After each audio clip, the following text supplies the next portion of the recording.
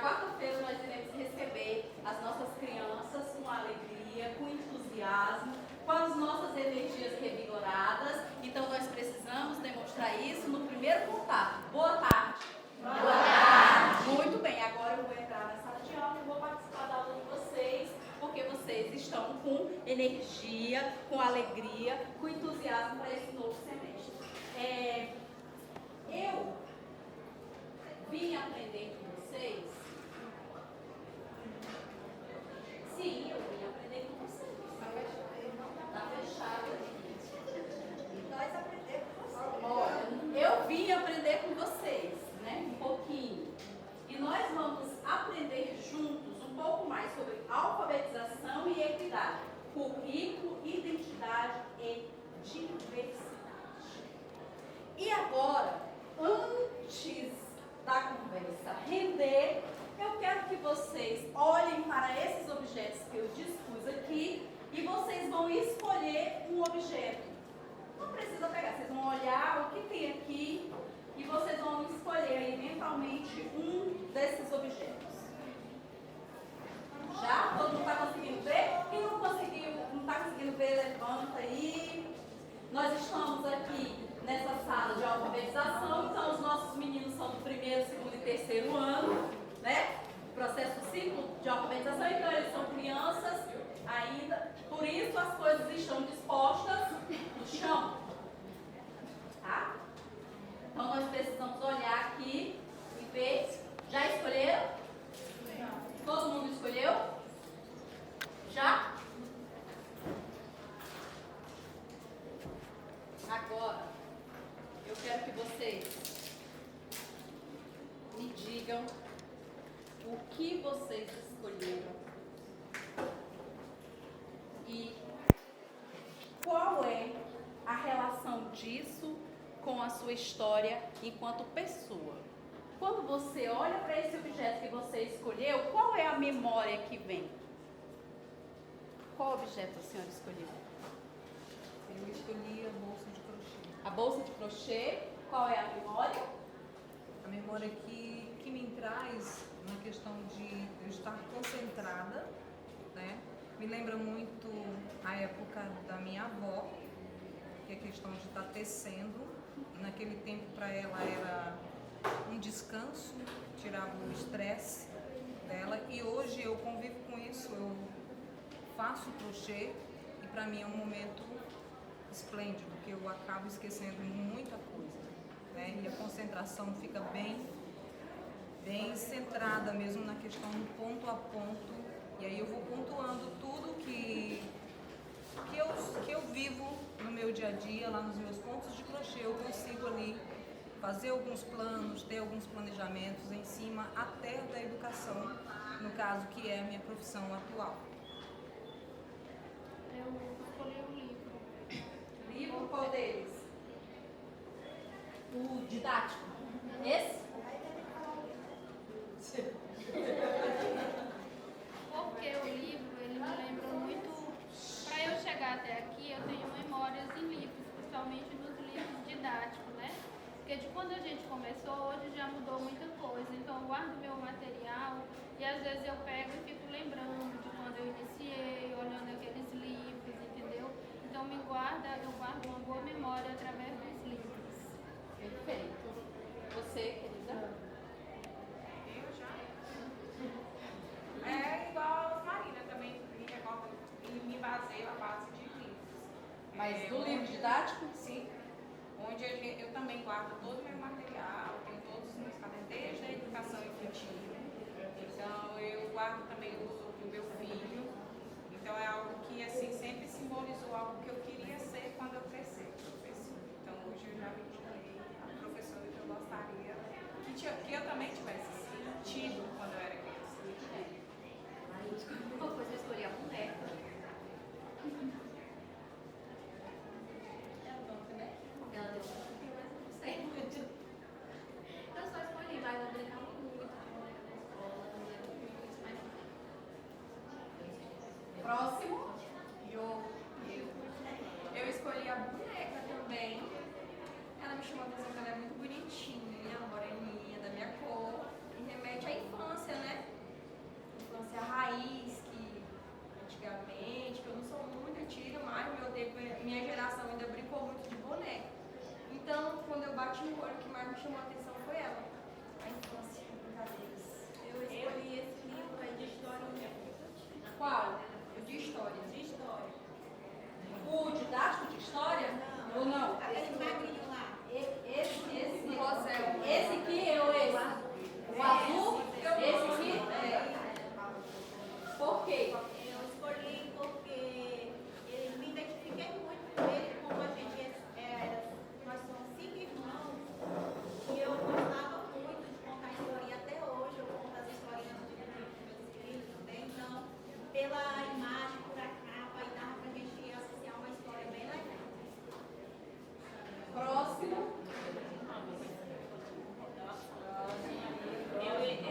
Eu escolhi a caneca lá da boneca. A caneca não, a Eu xícara. ia tirar ela.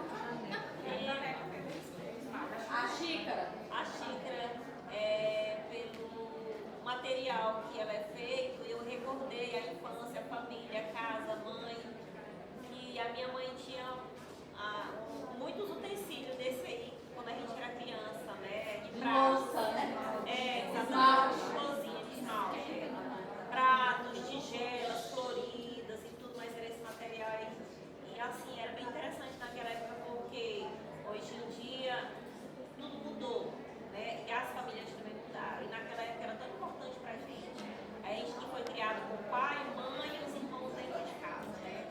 Então havia disputa, né, na hora do café, pela caneca mais florida e tudo mais. Então, lembra a infância e família, esse material aí. Tudo bem. Próxima. A boneca. A minha primeira professora. Oh, meu Deus! A primeira professora a gente nunca esquece, né? A gente gostava. Depois o cabelo dela parecia esse. E eu gostava muito de brincar de boneca. Próximo. É pra lá? Pra lá. Eu escolhi esse finalzinho. Aí eu gostei do pilão também. É assim, porque eu acho que eu sempre gostei das armadas vestidas. Aí ele me lembra assim na infância, quando a gente visitava algumas casas na roça, que eles pegavam aquelas coisinhas de caixa de guará. Aí limpava ele bem bonitinho, velhinho, pra ficar bem fofinho, né? Aí eles tiravam, limpavam, cortavam jeito ali, usavam pra pisar, parece um pneu. Tudo bem. Eu escolhi o livro também. Qual deles? O livro Didático? né? Uhum. Que eles sempre fizeram parte da nossa vida, né, estudantil, e também eles são muito importantes hoje, né? Tem como o professor abrir mão dessa ferramenta importante que é o livro, e ele enriquece muito o trabalho pedagógico. Tudo bem. Eu escolhi a boneca. Cada minha infância mesmo, desde sempre, eu sou apaixonada por boneca até hoje, e pelúcia. Então isso traz muitas recordações. Até tanto que minha avó levou uma boneca minha cedo na televisão, que eu chorei muito por causa dessa boneca. Então eu não lembro da boneca, então eu sou apaixonada realmente por boneca. Né? Por incrível que pareça, quando eu vi esse pilão aí, lembrei o tanto que eu rapei a coisa.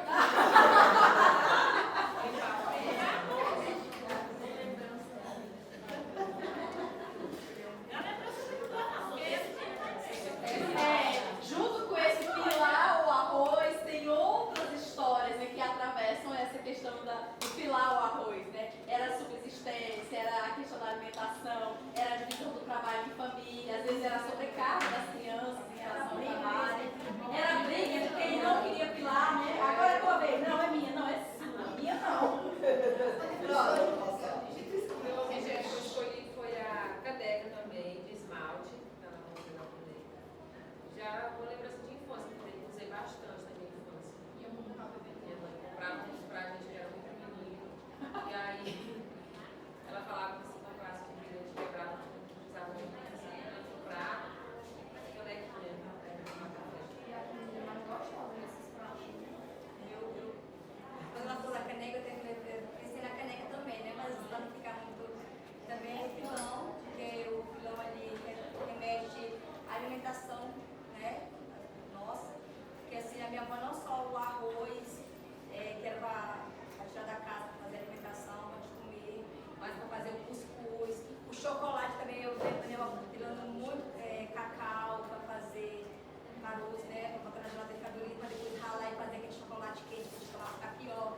Então são lembranças de infância mesmo. Livro, qual deles?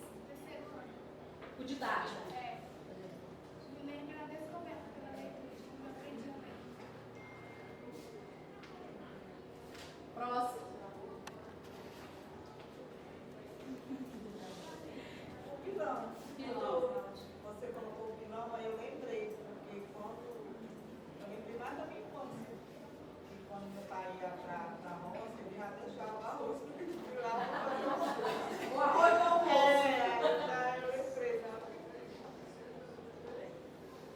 Boneca, escolhi porque fez parte da minha infância e a minha avó que fazia as bonecas de pano, né? A gente criou o hábito que antigamente a gente não era comprado, a gente tinha que fazer, tinha que aprender a fazer o brinquedo para você usar. Então, na minha infância eu tive muito isso, de aprender a construir o que eu ia utilizar como brinquedo. Então, a boneca ela tem muito isso da minha infância, de construir para poder brincar. Que nostalgia! Sabe? É um momento que você volta no tempo a olhar uma boneca para quem gosta realmente de brinquedo. E a boneca fez parte da minha infância e até hoje faz parte da minha sala de aula, que eu amo brinquedo, eu amo boneca, minhas crianças gostam de boneca. Eu tenho que colocar. E isso assim traz aquela nostalgia porque foi uma vivência assim muito humilde. E eu tive muito contato com minha sobrinha, e elas, inclusive, têm até uma história quase de uma boneca. Não vai contar agora, mas é maravilhoso a boneca, 100%. Meu nome é Marlene, eu também escolhi a boneca, porque a boneca me levou para a infância, né? Minha mãe também fazia boneca de pano, e quando ela aprendeu a fazer crochê, eu admirava demais ela. Aí quando eu morei em casa, eu me dedico no crochê, né? Quando minha sobrinha vem, ela pede para fazer vestidozinho, eu estou fazendo crochê. Foi o pilão também, até quando no primeiro momento que você começou a colocar, e tipo, veio casa de vó, porque naquele tempo era bem difícil, realmente a dificuldade, né? É o trabalho lá, a vozinha com o paninho amarrado na cabeça, aquele paninho branco, e hoje ela já não consegue fazer mais esse tipo de trabalho, né? Então assim, quando a gente chegava na casa da avó, ela tava lá opilando café, e depois ela torrava, então tem aquele cheiro mesmo, aquela lembrança, tanto que parece que a gente consegue sentir o cheiro de lá do cafezinho que ela pilava para torrava, então assim, juntava o final de semana, quando os meninos estavam trabalhando, e ajudar ela, quando não era, ela era filha. Então, me lembrou bastante isso, a dificuldade, família mesmo. Boa tarde. Olhando aqui os objetos, né? Nos remete aí às lembranças de infância, né? Eu vou bem para minha infância mesmo. A canequinha, né? A caneca era algo alternativo, porque assim, de coisas de vidro quebra, né? Então vamos comprar as canequinhas de esmalte, naquela época usava-se muito, né? Era prato de esmalte, caneca de esmalte. E aí eu lembro, família muito grande, né? De 8 irmãos, pai e mãe, então muito grande.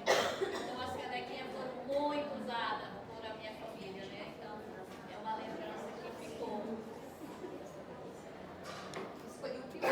Lembrei da minha avó fazendo comida, aquele cheiro gostoso, um tempero maravilhoso que marcou a família toda, né? Graças a Deus. Hoje em dia ela é viva ainda, mas não pode estar cozinhando como antes, né? Mas é uma lembrança que nos marcou a todos. O pilão. Se eu fosse falar de certa forma, todos os itens que estão aí presentes nesse chão trazem para gente, eu acredito que os demais também, a memória, né, de algo importante, quanto a boneca também, estava conversando com a colega aqui ao lado, né, a boneca, o peão, mas no caso do pilão, eu estava contando para ela até há pouco, eu lembro que minha avó colocava para descascar aquele tanto de alho bem pequenininho, me trouxe assim, tipo assim, ao mesmo tempo eu não gostava, né, até hoje, quando eu olho para os alhos, né, para poder descascar, eu lembro, né, mas, poxa, eu descascava muito aqueles alhos, então a memória que eu tenho do pilão também, relacionada à minha vozinha também. Boa tarde. O que chamou a atenção foi essa cestinha aí. A cesta. Ela me lembrou muito de uma visita à casa da Cristina de Marabá, quando eu estava na graduação.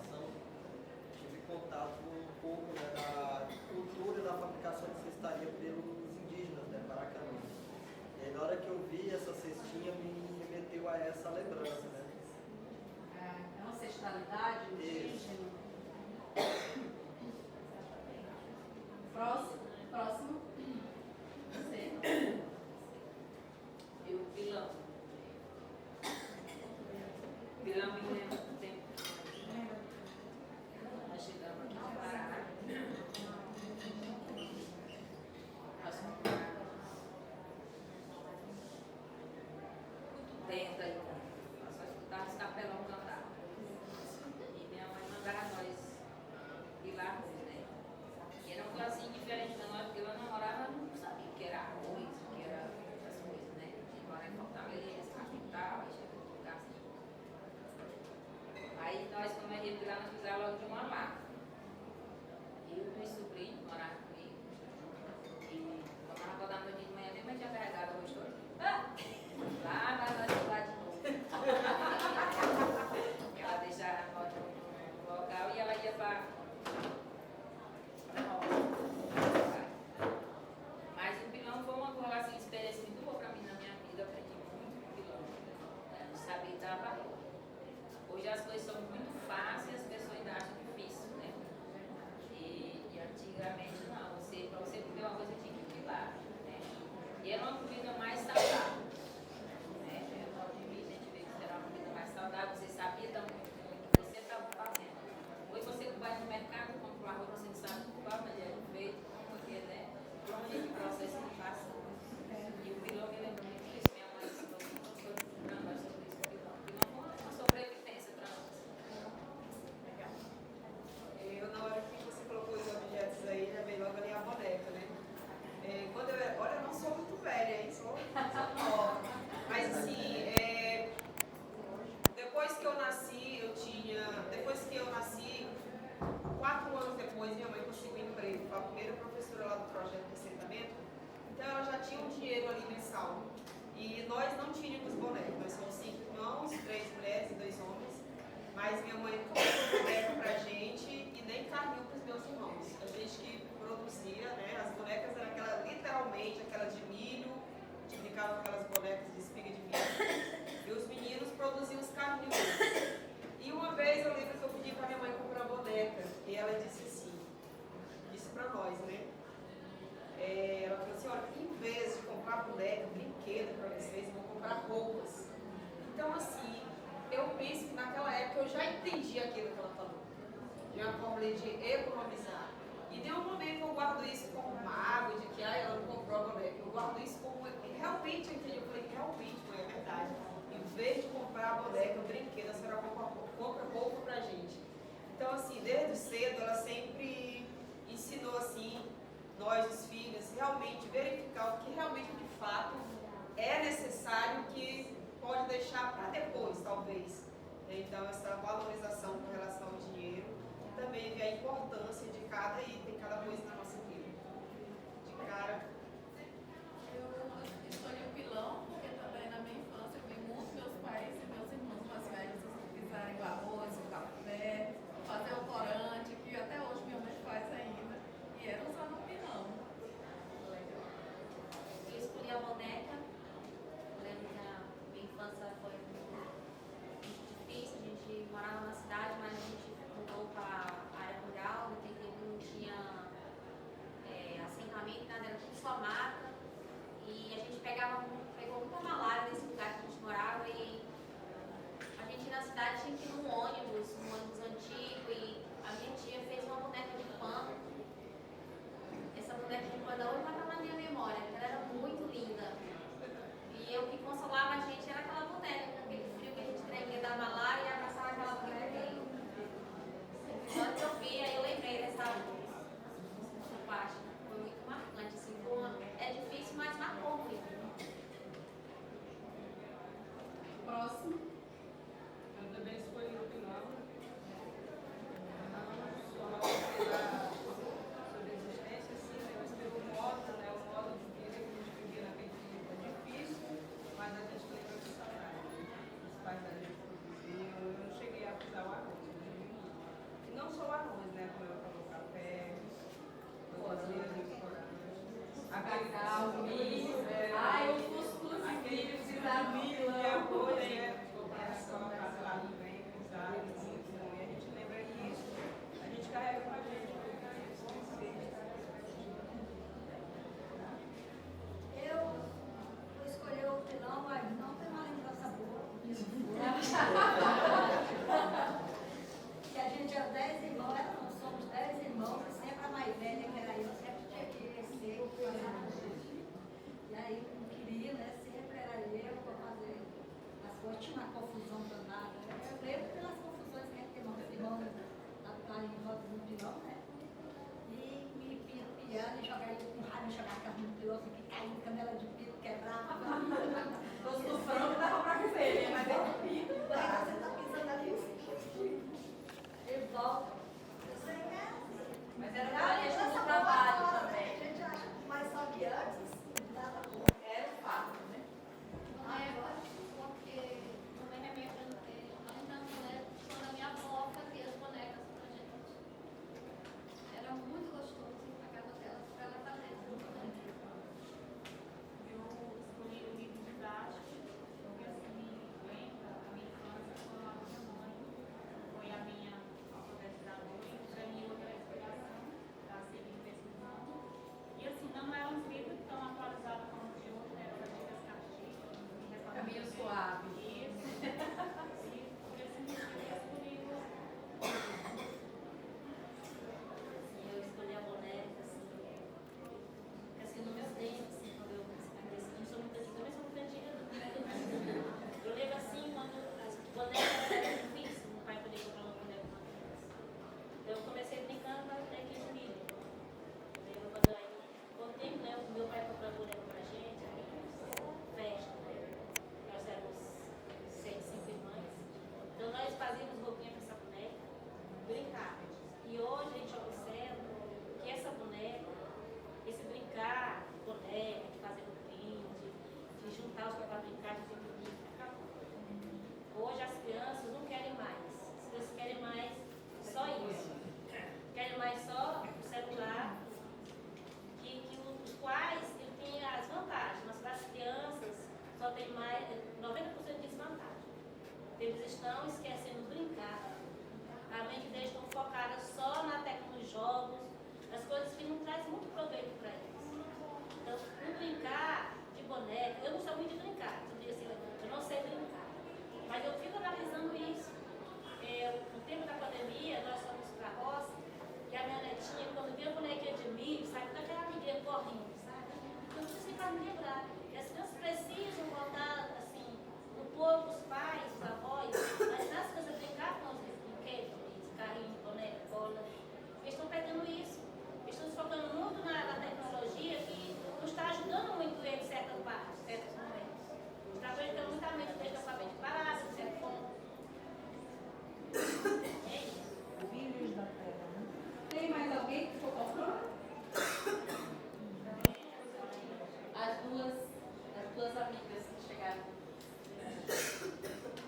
Um objeto que você está ali exposto, você escolhe, por que você escolhe esse objeto?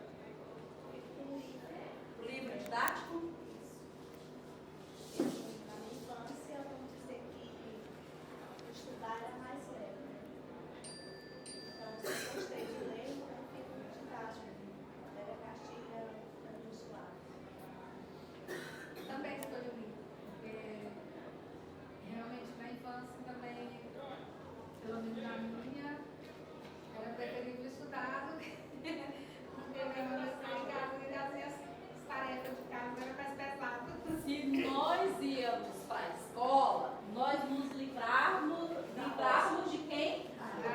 Do vilão, inclusive, né? Do vilão, da roça.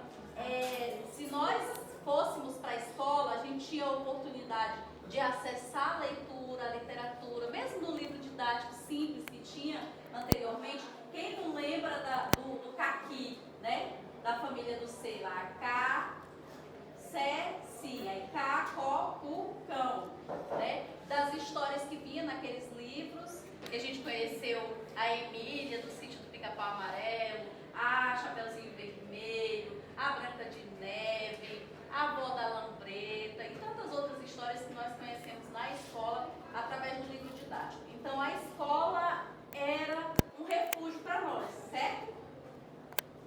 Sim ou não? Sim. E hoje, vocês acham que essa escola continua sendo um refúgio ou não? Não? Em certas, assim, depende de cada criança. Depende, porque tem uma criança na escola e eu não vou falar o nome dela, mas quando eu falo assim, amanhã é sábado, vou ficar em casa sábado e domingo, ele vai lá, não, tia, eu quero ficar aqui. Aí ele vai relatar algumas coisas, né? Eu falo, faz parte da vida, isso é para crescer. Mas assim, não é que ele seja judiado em casa, mas é mais confortável estar aqui, porque na casa ele trabalha cuidando de uma criança que é o irmão dele. E qualquer coisa que acontece com essa criança, ele é culpado. E pelo que ele conta, que ele tem 6 anos, essa criança de 3 anos é terrível. É abençoado. Ô Senhor. Muita energia. Entendeu? Então, assim, ele encontra um refúgio aqui na sala de aula, aqui na escola. Ele almeja, ele sonha em ir para a sala de aula. E ele gosta A de questão da alimentação também, né? Escolar. Perfeito. Aí, antes, nós vamos voltar nessa história. Porém, agora eu quero que vocês vão levantar e vão vir até aqui para a gente movimentar. E daqui a pouquinho nós vamos nos apresentar. Nós vamos chegar lá devagarzinho, diga. Eu não escolhi. Escolha. Escolho Milão porque para mim são lembranças boas. Porque na época eu era bem criança e lá na minha casa as minhas tias e a minha mãe eles faziam adjunto.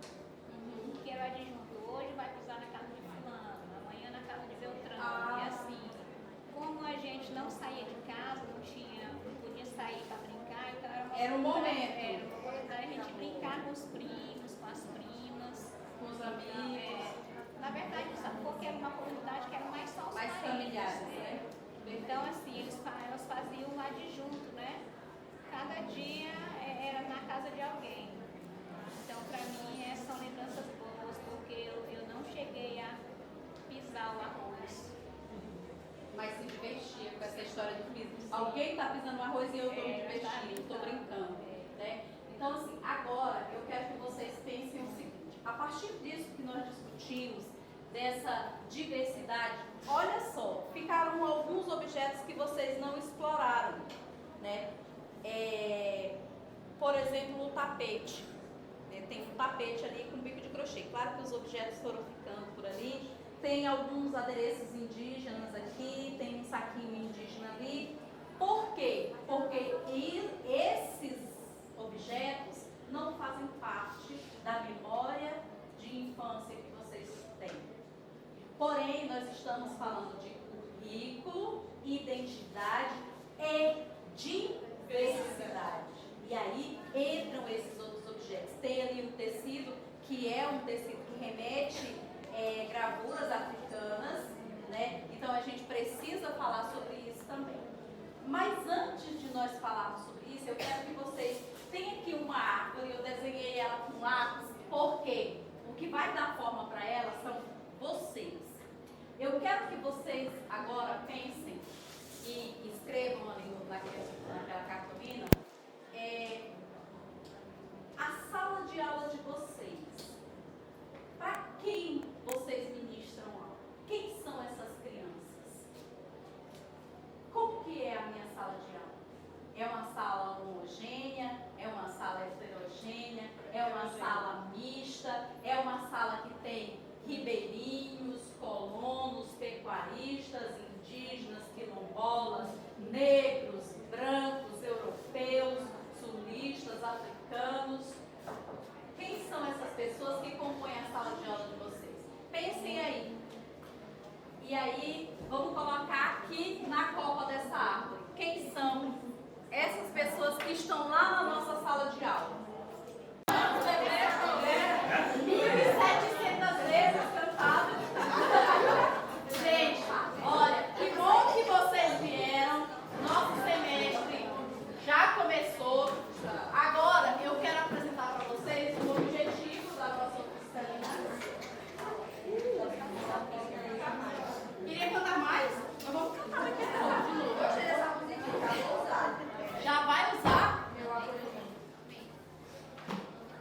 viu? E é uma musiquinha, na verdade amigo, que bom que você veio, foi Jesus que te chamou. Que bom que você veio. Canta na acolhida da igreja. Mas nós, como professores, a gente adapta tudo, não é isso? A China nos adaptou lá. Não tem uma patente, mas o secretário falou, né? Não tem uma patente, mas adaptou tudo e transformou em melhor, né? E professor faz isso.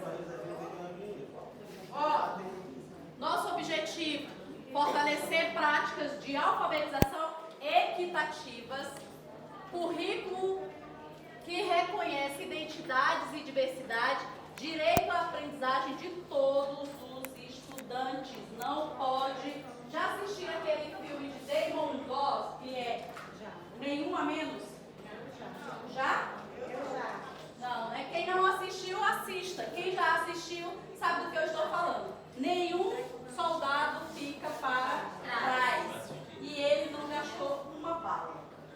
Foi só com fé, coragem, né? E muito respeito pelos companheiros dele. E ele salvou vários na guerra. Vários soldados feridos. Então, direito de aprendizagem de todos os estudantes. E quando a gente fala em equidade, em inclusão, a gente pensa apenas nas crianças com deficiência ou com alguma limitação.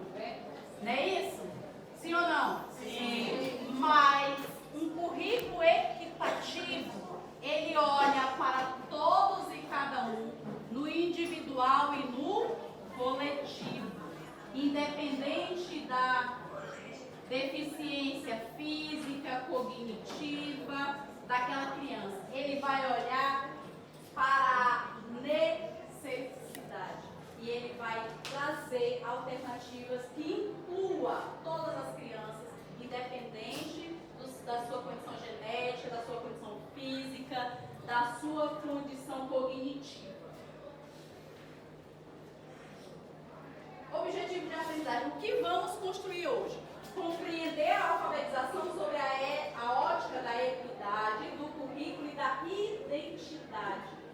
Vocês disseram que a nossa sala de aula é diversa, então nós precisamos olhar para esses pedacinhos que constrói essa sala de aula, né? A nossa sala de aula é esse todo aqui, mas ela tem diferentes pessoas e situações aqui dentro. E nós precisamos considerar isso, essa identidade. Na nossa dinâmica inicial, que vocês olharam para esses objetos, vocês encontraram um pedaço da identidade de vocês. Faz parte da história de vocês, esses objetos? Então, esses objetos também moldaram a pessoa que vocês são hoje. Fazem parte da história de vocês. Então, é importante olhar para isso, para esse currículo e considerar a identidade desses sujeitos. Analisar criticamente materiais didáticos e práticas para eliminar vieses de preconceito. O currículo, o material didático, ele comete um epistemicídio. Sabe o que é epistemicídio? É o apagamento. Né? É como se fosse a morte, o suicídio. Epistemicídio. É o apagamento de algumas histórias. O apagamento da história das pessoas pretas, o apagamento dos indígenas, o apagamento dos quilombolas. Só um minuto. Boa tarde a todos. Quem não fez o credenciamento aqui na frente,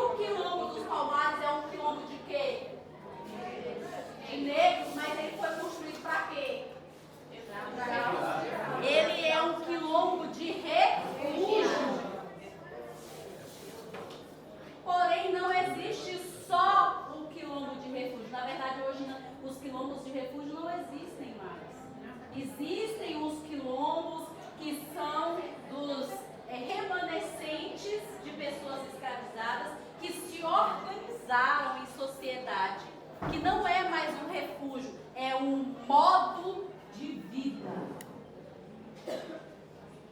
Porém, o que é que o currículo traz? Apenas o modelo de quilombo de refúgio, que era o lugar onde as pessoas que trabalhavam nas fazendas, lá no lavoura, se usavam para se esconder. Então, nós conhecemos o nosso estado, existem inúmeros quilombos, mas nós só conhecemos um dos Palmares, que nem fica aqui no nosso estado, é em Alagoas. Né? Então, acaba acontecendo isso.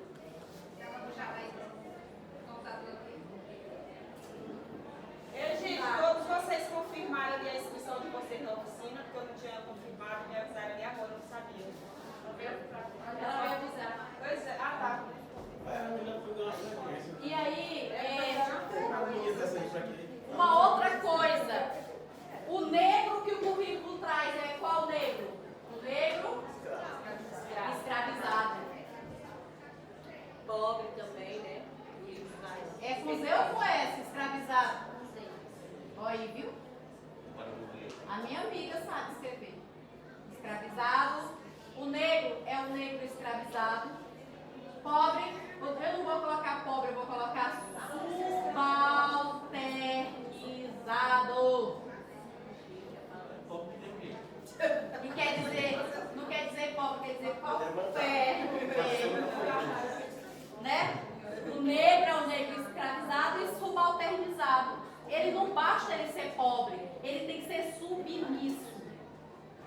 O indígena, como que é que o currículo traz o indígena? Pode falar.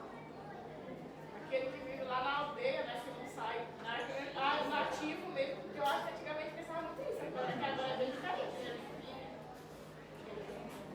Mas se você for pensar, o índio é aquele que sobrevive só apenas da caça, do artesanato dele lá. É selvagem. É, selvagem. Eles, aí, olha só, nós não estamos aqui para julgar e nem para dizer aqui que está certo ou que está errado. É o que diz, né? O indígena que o currículo traz é o indígena selvagem, que tentou se domesticar e não conseguiu. Por quê? Porque ele era preguiçoso. Precisavam da mão de obra do indígena para trabalhar, para fazer com o indígena como fizeram com o negro. E aí o indígena não aceitou, por isso ele é preguiçoso. Fugiu por meio do mato porque ele queria trabalhar. É esse o indígena que o currículo traz. Mas o indígena de hoje, ele é um indígena o quê? Ele é moderno. Ele é intelectual. Ele é intelectual, ele está nas universidades, ele tem poder aquisitivo. Preferencial também, né? Pode fazer qualquer coisa dentro. Aí tem direitos, né? Muitos direitos. Tá? Então esse indígena de hoje, ele não é esse indígena aqui que está enclausurado dentro de uma oca nos livros, que é aquele da cabeça de cuia, né? Que anda de tanga. Estereotipado. O currículo é estereotipado. O negro, o indígena, ele estereotipa o território. Quem mora na Amazônia, quando sai da Amazônia, mora onde?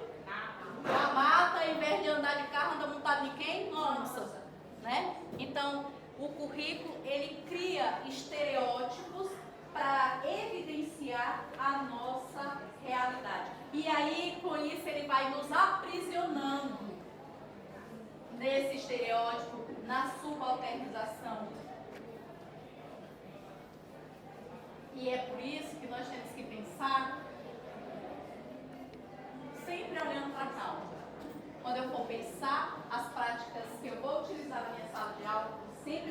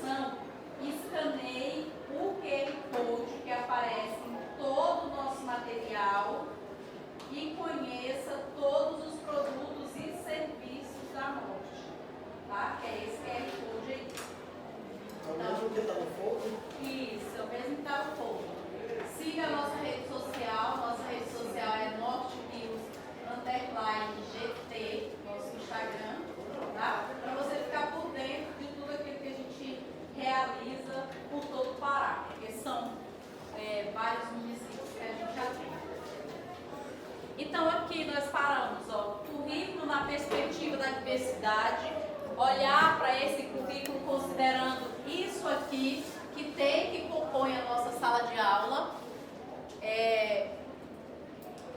Identidade, cultura e pertencimento no contexto escolar.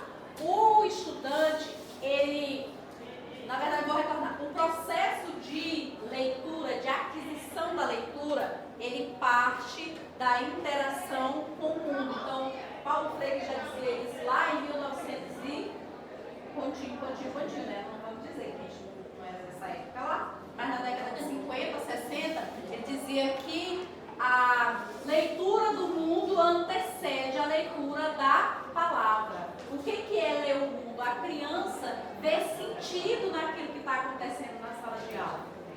Então, essa identidade, cultura e pertencimento no contexto escolar é a criança se sentir parte. Ela olhar para essa aula que está sendo trabalhada com ela e enxergar elementos do seu cotidiano. Vamos pegar, por exemplo, lá na letra P. Para a gente trabalhar a letra P, qual que é a palavra que a gente usa com as crianças? P de pato. Nós poderíamos substituir essa palavra pato, que está de norte a sul, de leste a oeste, em todo o material didático, olhando para cultura e pertencimento. Por qual palavra que faz sentido para a nossa realidade? Qual palavra? Peixe.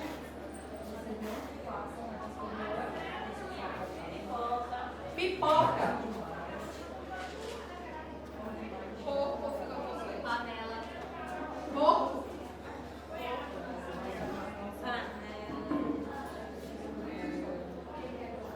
Pepino.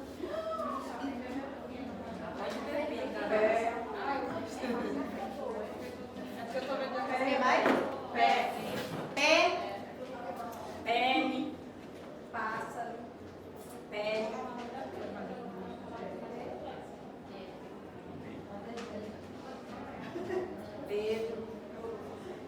Pedro, principalmente se tiver algum Pedro na sala de aula, né? Paulo. Se tiver Pedro, Paulo, ao invés de começar por Pablo, por não sei quem, nós vamos começar pelo Pedro, pelo Paulo, pela Paula, Patrícia. É claro que Patrícia vai ser um pouco mais complicado porque tem uma sílaba complexa aí, né? Vai ser depois, mas nós já vamos começar com isso aqui. Tá? O que mais que tem aí na nossa realidade que daria para trabalhar? Ó, peixe, ponte, olha só. Pena. Pai, Patinete. Não, mas pra cá cidade, né? pena. Patinete já é mais lá na frente, né? Uau, de agora. Essa pipa.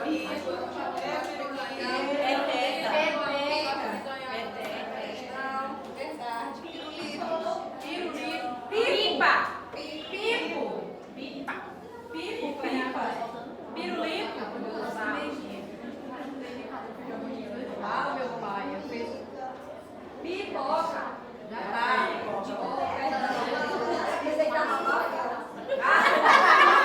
Olha só, eu tenho aqui de palavras de sílabas simples, né? Eu tenho a pipoca.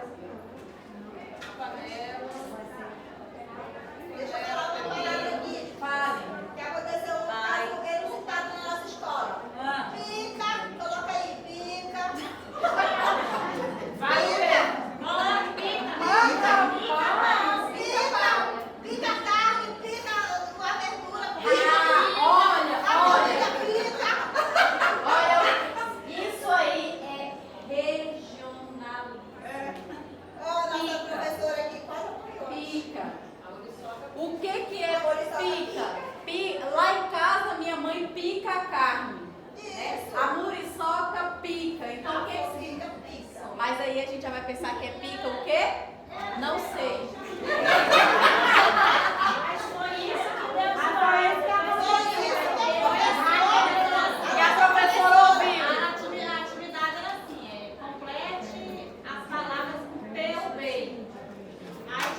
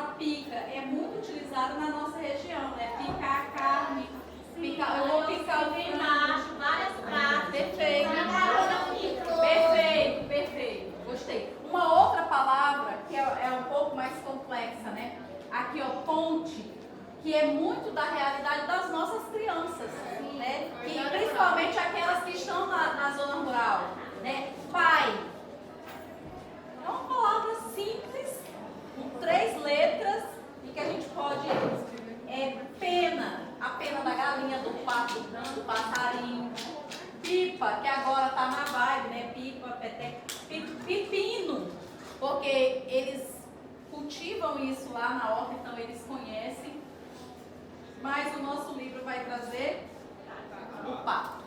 Uma outra palavra. Essa eu amo, porque eu sou traumatizada com ela. Vou já contar para vocês essa novela da Rede Globo.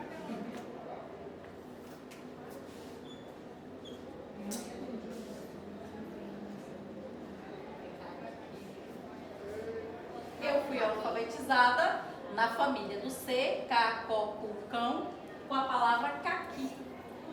Sabe quando que eu vim conhecer o caqui? Eu tinha 32 anos de idade. Eu vim conhecer o caqui e o pêssego. Cecília foi ao sítio, comeu pêssego.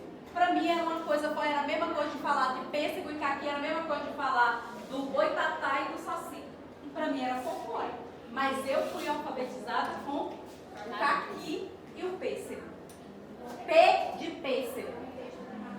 Um texto que marcou muito também a minha infância foi aquele, não sei se alguém leu. Lá vem o papo, espetacular. Sim, sim. Né? Então, Eu fui dois textos. Marcelo Martelo e aquele meu lápis de estimação. Perdi meu lápis de estimação.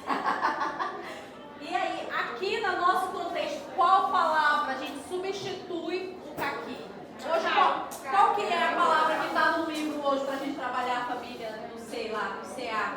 Qual é? Casa. Casa. Casa, mas aqui para nós, qual seria? Cacau. O que mais? Caju, caju, carvão. Tem que trabalhar, porque tem que levar calvão. Carvão. É igual cavalgar. Coloca lá Cacau, cavalo, cana, caju, carvão, qual mais? Cavalo. Cavalo tá aqui. Cavalgada. Cadeira.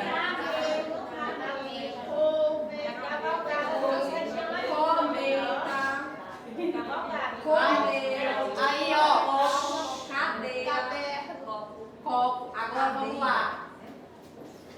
Eu também amo essa aqui, porque eu também Cabelo. Eu vim conhecer o camelo. Eu tinha 39 anos.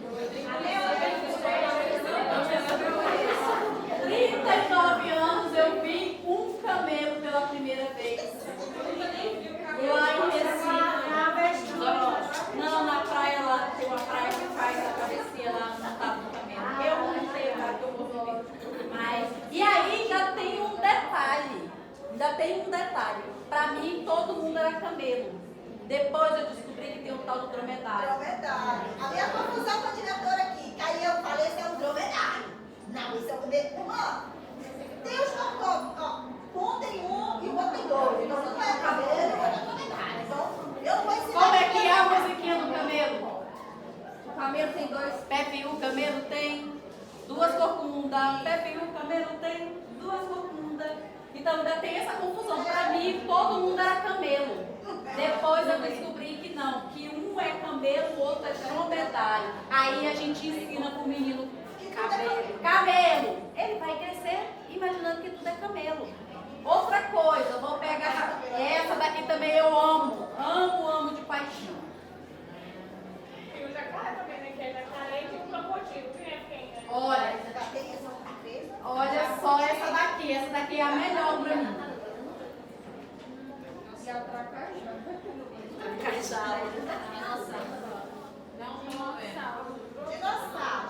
Dinossauro. Alguém já viu um dinossauro? Bonequinho. Alguém sabe se o dinossauro existiu? Ele tá lá na história. E aí, assim, ó, vamos fazer um recorte interessante aqui. O que eu estou dizendo é que nós temos que partir da nossa realidade e ampliar. Então, para eu chegar no dinossauro, eu tenho que passar por quem? Aqui na nossa pelo dado. Pelo dedo. O dedo. na nossa realidade, eu colocaria dia, olha só, dinheiro. Tem uma sílaba complexa aqui. Essa daí tá mais. Dia, doce. Agora, dinossauro. Uma melhor. Agora eu vou soltar uma melhor. Dado. Não, espera, vou mudar. Ah, tá. Unicórnio.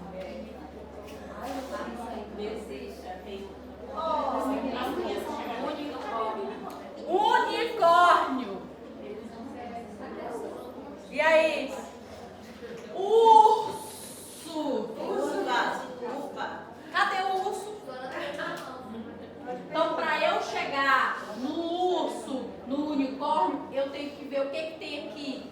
O urubu. Coloca uva que eles vê no supermercado. Uva, que é uma palavra pequena. Depois eu vou crescendo, vou chegar unha, urubu. O que mais? Urubu.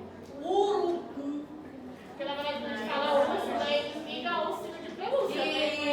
Isso. Então eu tenho. E ainda tem aquele. Será que o professor tem licença poética para fazer isso? Deve ter, né? O professor coloca lá a palavra urso e ao lado o desenho do urso. Ursinho carinhoso.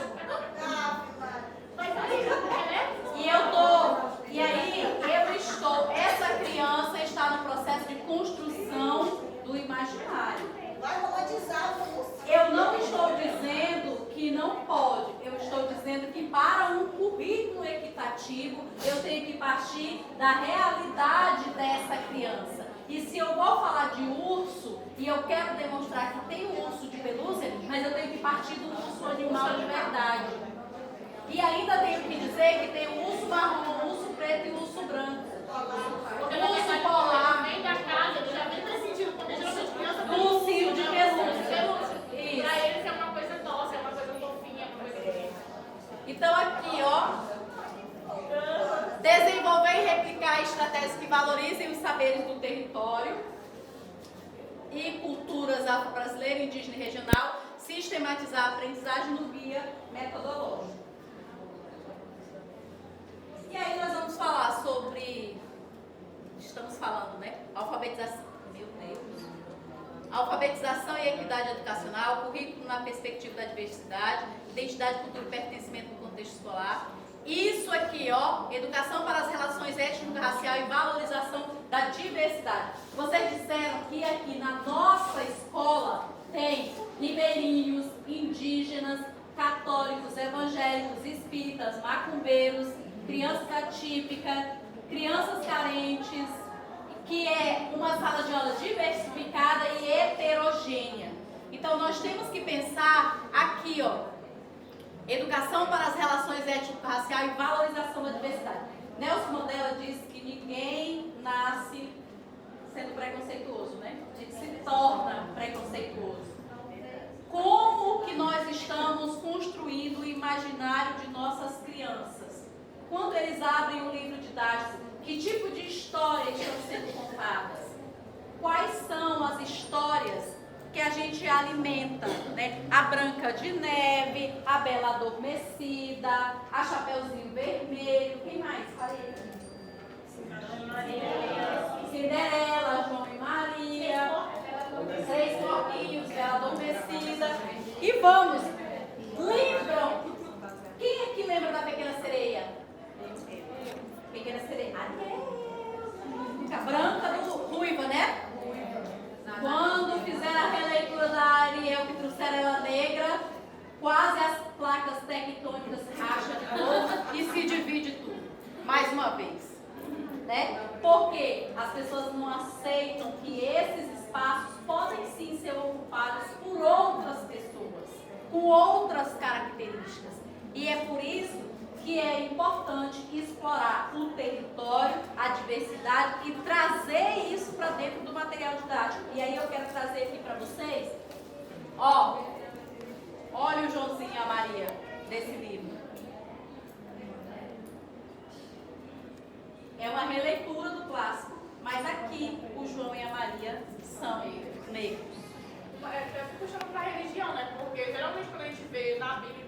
que tem a imagem de Jesus lá, é branco. O cabelo aqui. Aí quando pegou a Compadecida, que é o fenômeno, mas colocaram Jesus negro.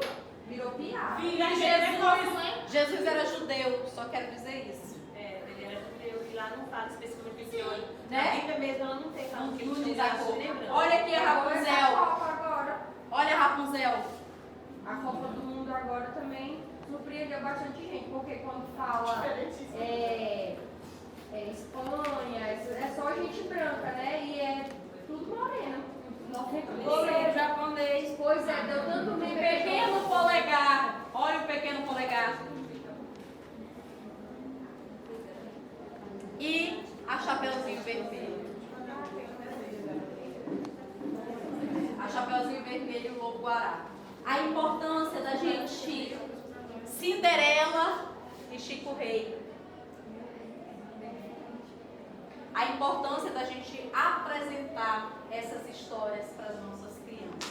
Para que a criança que é branca, ela se reconheça na Cinderela, mas a criança que é negra também. A criança que é indígena também se reconheça. Nos livros e nas histórias que estão sendo contadas na sala de aula.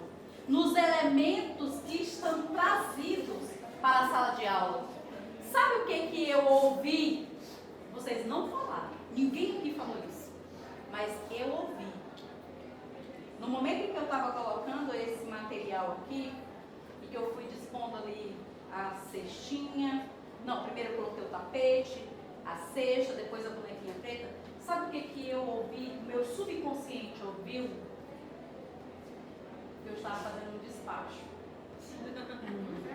Ninguém falou, mas alguém pensou isso. Porque o meu subconsciente fez essa leitura. Porque é muito difícil falar de diversidade, porque a gente sempre coloca na frente a religiosidade. E para trabalhar a diversidade, nós temos que nos desprender das nossas crenças limitantes. E aí eu não estou dizendo para abandonar a nossa fé. Porque nós somos cientistas, nós somos professores e nós estamos aqui para trazer fatos que foram comprovados cientificamente. Porque se fosse para trazer só a minha vontade, o menino não precisava ir na escola. Ele ficava em casa porque ele só faz lá o que o pai dele e a mãe dele vai autorizar, não é isso? Sim ou não? Sim. Mas quando a gente chega para a escola, a gente tem que discutir sobre isso. E quando a gente fala de étnico-racial, a primeira barreira que a gente encontra é religiosa. A primeira. E eu sou católica, apostólica, romana, não tão praticante como deveria, porque nenhum de nós somos, né?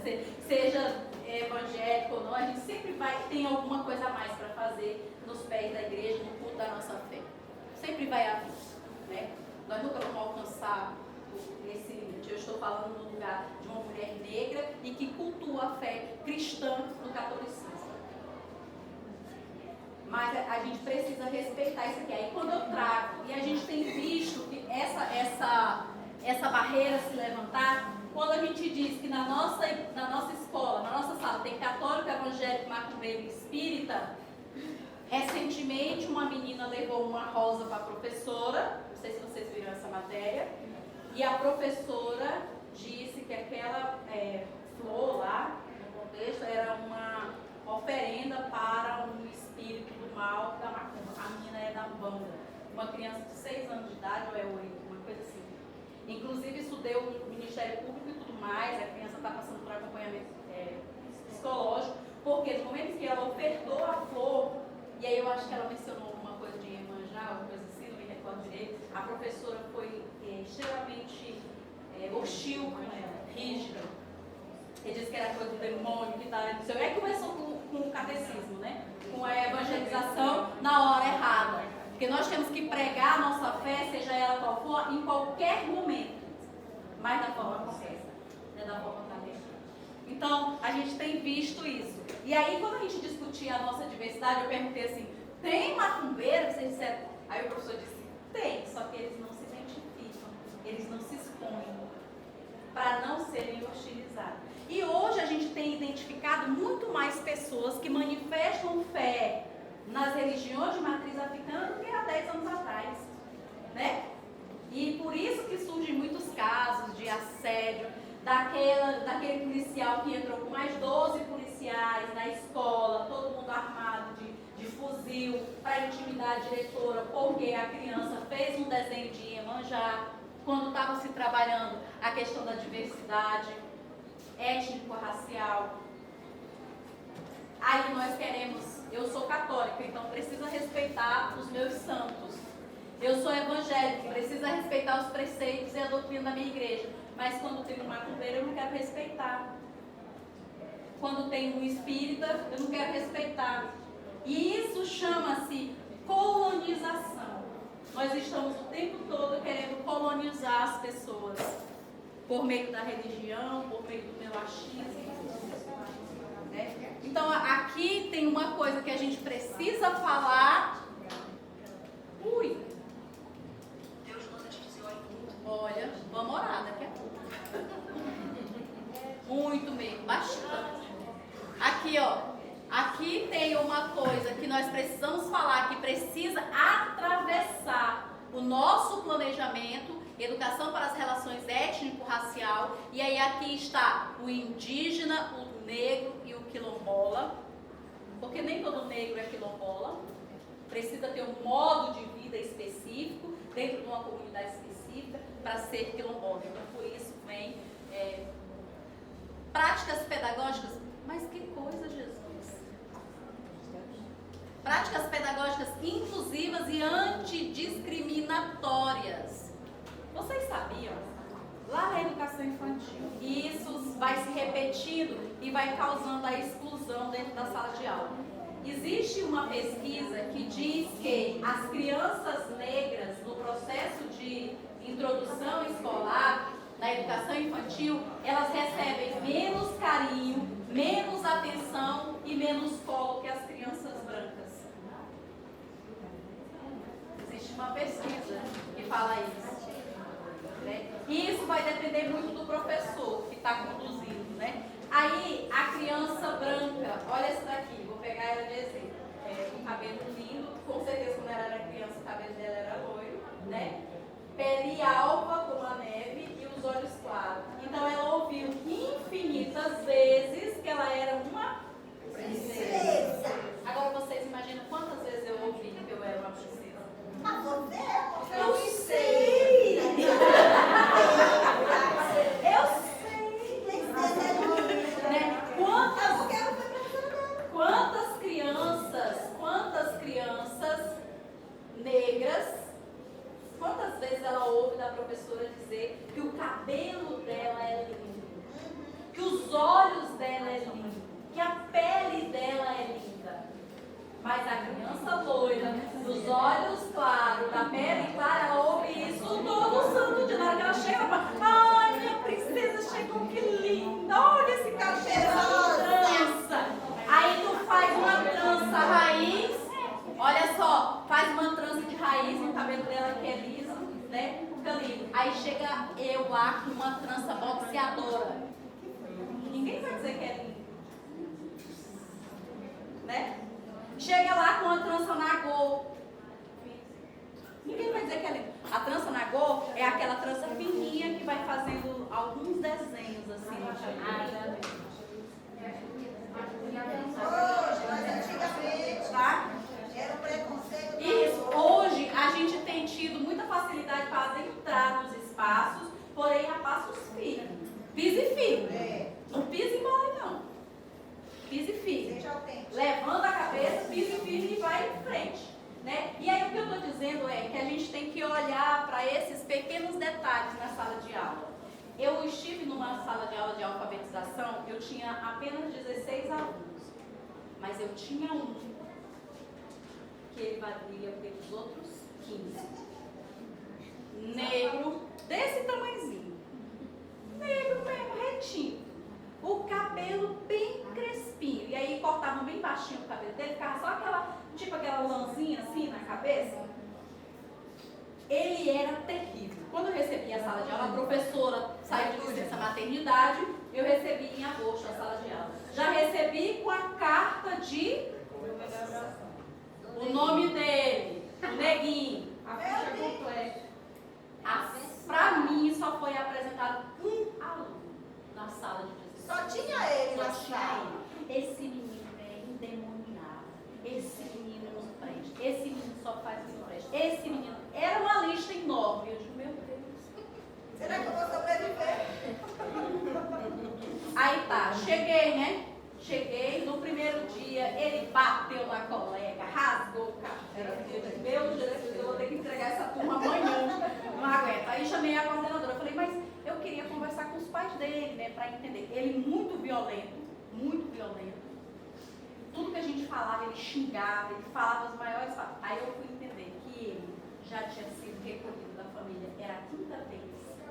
Ele estava abrigado na unidade de acolhimento. Os irmãos mais novos já tinham sido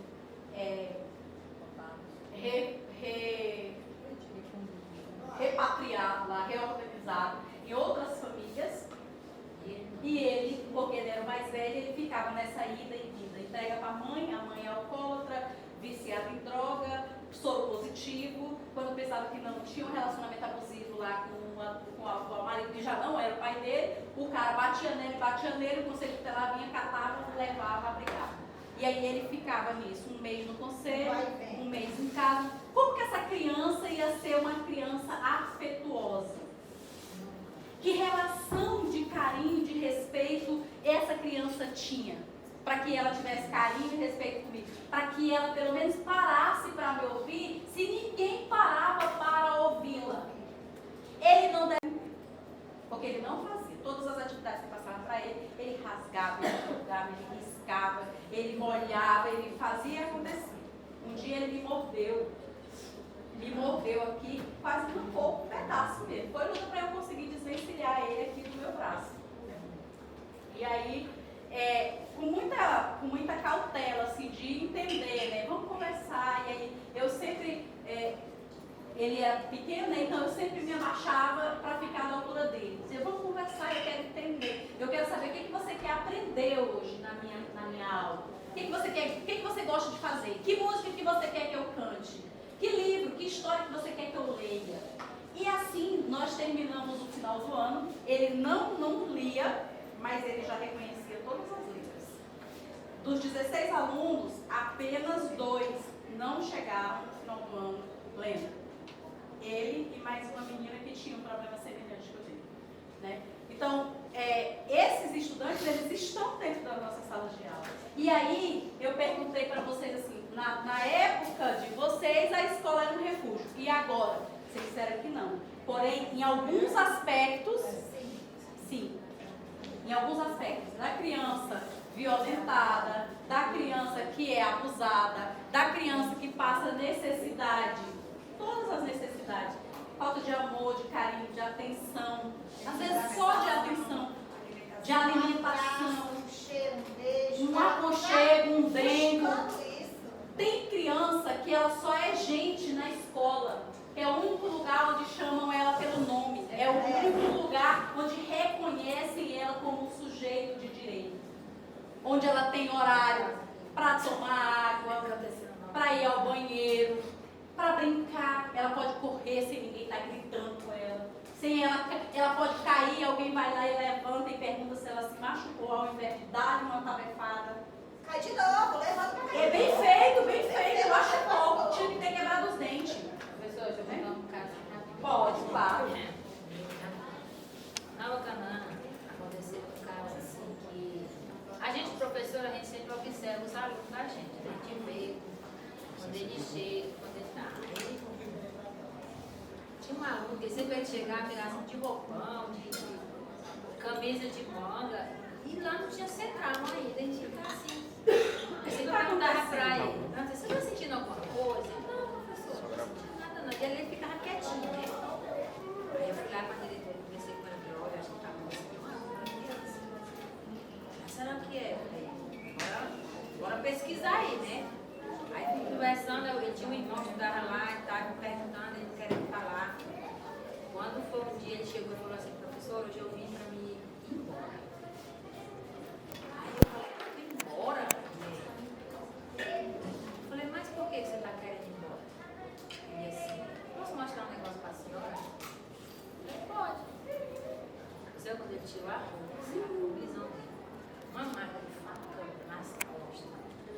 golpe assim na perna dele, assim. O próprio pai deu nele assim. E o outro irmão dele ficava cumprindo para não querer falar, né? Eu chamei a diretora. Aí eu não aguentei não, daquela situação não. Aí o conselho foi lá buscar ele. Aí a única coisa que eu pedi para ele, falei assim, ele disse assim, eu vou embora, professor, eu vou, não sei nem quem é você. Eu falei, olha, para onde você for, eu quero notícia boa sua. Eu não quero saber notícia que você virou um bandido, que você virou nada de ruim. Eu quero saber que você um dia virou um mestre, um professor, uma coisa boa. Aí ele olhou para mim e falou, professor, eu vou você isso que a senhora está falando. Aí quando foi um tempo atrás, ele apareceu no fórum. Está morando em Goiânia, mandou a mãe dele, está super bem e disse que está estudando. Aí aqui, ó, a raiz que sustenta a nossa sala de aula. A esperança. Nós temos que vender isso aqui para os nossos estudantes. Senão não faz sentido vir para a escola.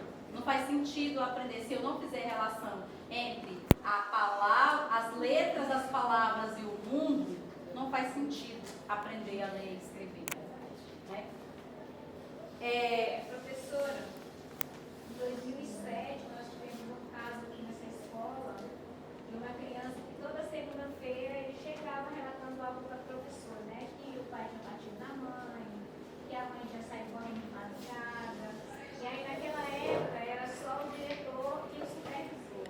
Mas não tinha a estrutura que tem hoje, né? Conselho tutelar e tal. E aí quando foi uma certa segunda-feira não apareceu. Aí no outro dia nós ficamos sabendo que à noite teve uma briga e a mãe matou o pai a facadas. E aí assim, a gente fica triste porque a criança relata, naquela época a gente não tinha o que fazer, porque não tinha conselho. Não tinha como alguém da escola ir lá ver a situação, alguém ir lá e tivesse feito de alguma forma, né? E depois nós já tivemos casos aqui, que a nossa orientadora observou a criança, viu que ela estava com um comportamento diferente e descobriu que ela estava sendo abusada. E aí a escola denunciou, e aí o conselho foi lá na casa, a pessoa chegou aqui armado, perguntando quem tinha denunciado. E aí a diretora, não, foi a escola. Não, me diga o nome, eu quero o nome. Quem denunciou, eu quero o nome. E a diretora, não, foi a escola. E essa pessoa está no presídio até hoje, porque abusava da criança de 6 anos. Então, assim, é muita situação que a gente enfrenta e muitas das vezes a gente não tem o que fazer. A gente só ajuda a criança, mas não tem o que fazer. E a escola acaba sendo o refúgio mesmo. Então ali, ó, equidade na alfabetização. A alfabetização é um direito fundamental e ferramenta de justiça social. Reconhecer desigualdade de acesso e de aprendizagem é o primeiro passo para o professor educativo.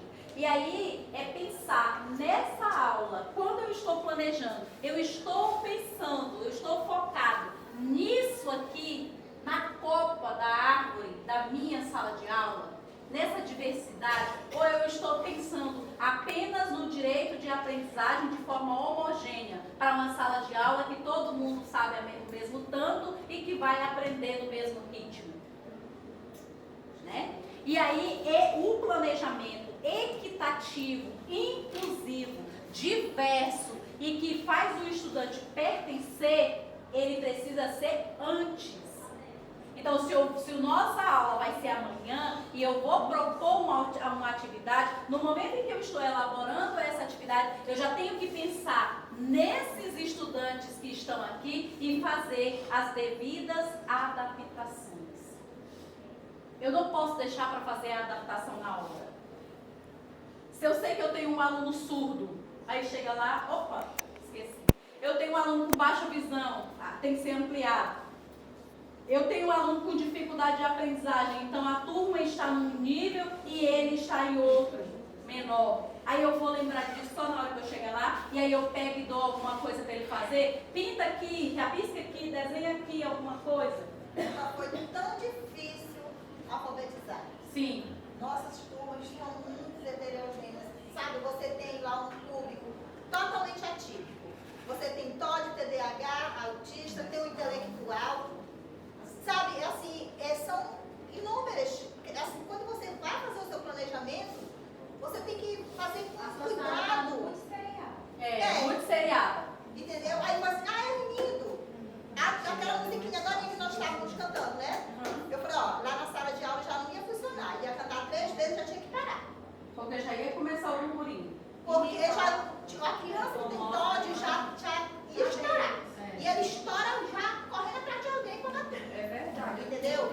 Então, tipo assim, tudo que você vai fazer, você tem que fazer para esse, vai servir para esse. Isso. Gente, é difícil. Eu não falo assim, porque é tão difícil trabalhar na educação. Trabalhar na educação.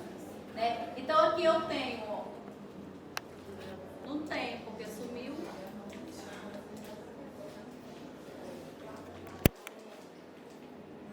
Aqui, ó, equidade. O que é equidade? O que é equidade? É garantir que todos tenham as mesmas oportunidades, que muitas vezes significa tratar cada um de forma diferente, que é o que a senhora está falando. Equidade é isso. Eu tenho que olhar para todos, mas eu tenho que olhar para cada um. E aí, diversidade é reconhecer e valorizar as diferentes formas, as diferenças de forma constante e consistente. Então, cada um vai aprender de um jeito, num ritmo, porque ele tem uma vivência diferente.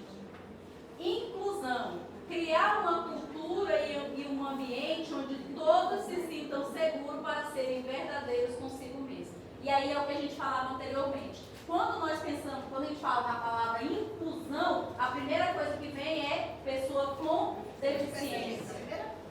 E não é. Incluir é tornar essa escola um lugar seguro para que eu possa ser quem eu sou. E quem eu sou?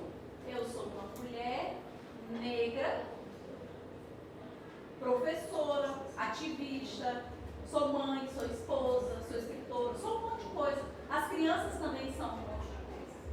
Então eu me sinto segura nesse lugar para falar das minhas dores, para dizer que eu estou sendo abusada, para dizer que eu estou apanhando, para dizer que foi meu pai que me deu essa facuzada. Esse é o lugar de segurança, né? De segurança mútua, inclusive. Eu tenho liberdade para planejar, e aí vai aparecer a palavra pica lá na resposta do aluno, e eu vou brigar com ele, porque essa palavra é pejorativa, mas onde é que está escrito que a palavra é pejorativa? O verbo picar. É. Ele pica, nós picamos, vai explicar às vezes, né? E etc. E todo mundo picamos. Né? Em algum momento. Em algum momento da nossa vida. Pertencer, todos se sentindo valorizados, aceito e celebrado por quem são. Então o estudante está lá na sala de aula, o estudante negro, o estudante indígena, o estudante quilombola, o estudante com deficiência, mas ele é sempre o último a ser chamado para participar dos grupos. Quando tem as apresentações na escola, ele nunca faz parte dessas apresentações, então ele não pertence a esse lugar. Isso é incluir, é dar oportunidade para que todos se manifestem. E aí eu tenho aqui uma frase de Boaventura que diz assim, ó, temos o direito de ser iguais sempre que a diferença nos inferioriza, mas também temos o direito de ser diferentes sempre que a igualdade nos descaracteriza. Eu não posso ser igual a ela se nós estamos pesando por fenótipo, por cor, né? Mas eu tenho os mesmos direitos que ela. Então nós somos iguais em determinado momento. Mas nós somos iguais no direito, mas nós somos diferentes nas vivências, nas experiências. E isso precisa ser respeitado dentro da sala de aula. Currículo e diversidade. O currículo, olha só, o currículo tradicional tende a silenciar narrativas de gênero, raça, etnia, deficiência e território. Então, vamos falar dos negros, mas vamos falar do negro escravizado. Vamos falar do branco, mas do branco colonizador, da figura branca, né, imponente, que domina todos os espaços. Vamos falar dos indígenas, mas vamos falar daquele indígena selvagem. E a gente viu recentemente uma polêmica envolvendo o Luciano Huck, onde eles estavam numa comunidade, né, indígena, e aí alguém gente foi fazer o registro e ele pediu para que guardasse o celular para não... Ele usou um termo lá que eles precisavam preservar a sua tradição. Então, trazer o celular era trazer a tecnologia para dentro da aldeia, né, da comunidade, e isso não podia acontecer. Não falar das deficiências ou a questão não é nem falar, é tentar justificar, e aí aparece não só o preconceito, mas também o capacitismo de dizer que o estudante não é capaz porque ele tem TEA, TOD, TDAH e etc. Porque ele não enxerga, não anda, não fala e colocá-lo nesse lugar de incapaz porque ele tem uma limitação. Se nós formos olhar, todos nós temos limitações, se não físicas, nós temos cognitivas, nós temos emocionais, nós temos de locomoção, de recurso financeiro, todos nós temos alguma limitação, né?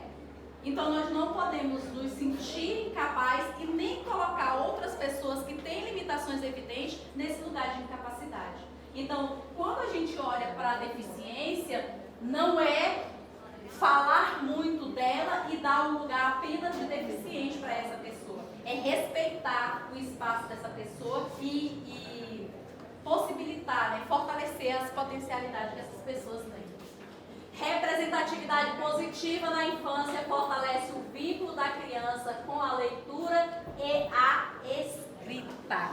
E aí, eu quero trazer essa história aqui para vocês. Cadê, meu Deus? Desapareceu. Essa aqui. Esse livro,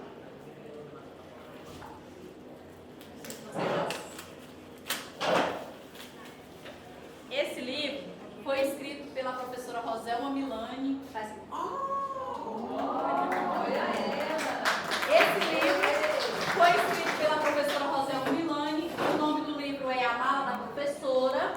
E ele traz recorte, né? Vamos ver se vocês conseguem se identificar nessa A Mala da Professora. Olha só. Uma vez, lá naquela escola pintada de céu e poeira, chegou uma professora diferente, alta, leve, falante, com os cabelos tão volumosos que parecia a copa de uma samaúma balançando ao vento. Ela vinha colorida, vestia colares, pulseiras, brincos, balangandãs que tilintavam como sinos encantados. Mas o brilho não vinha das contas nem dos tecidos. O brilho vinha de dentro. Ela arrastava dia após dia uma mala, sim, uma mala.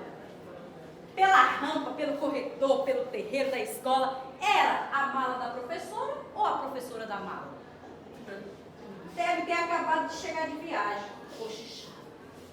Ou então vai pegar carona no ônibus escolar direto para a vila hoje. Professor, enfim, essa.